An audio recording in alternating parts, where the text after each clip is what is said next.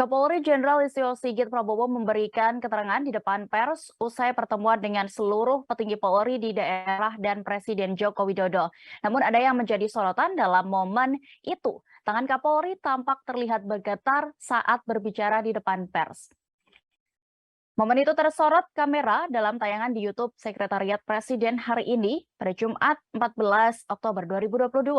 Terlihat Jenderal Listio Sigit membawa buku catatan kecil berwarna hitam saat melakukan konferensi pers.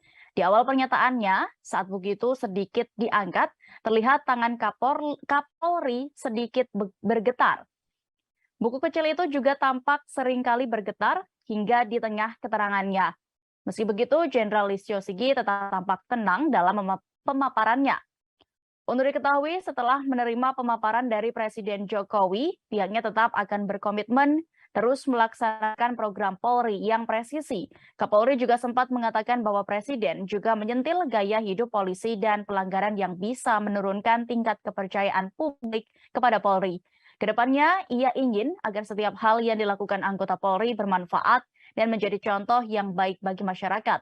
Sigit juga menyatakan akan menindaklanjuti pelanggaran-pelanggaran untuk mengembalikan rasa kepercayaan masyarakat kepada institusi kepolisian di tanah air.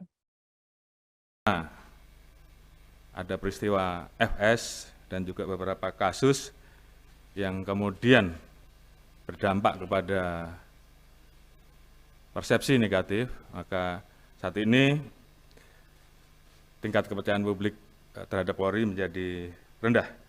Oleh karena itu, arahan dari beliau jelas dan tegas bahwa kami semua harus solid untuk bersama-sama berjuang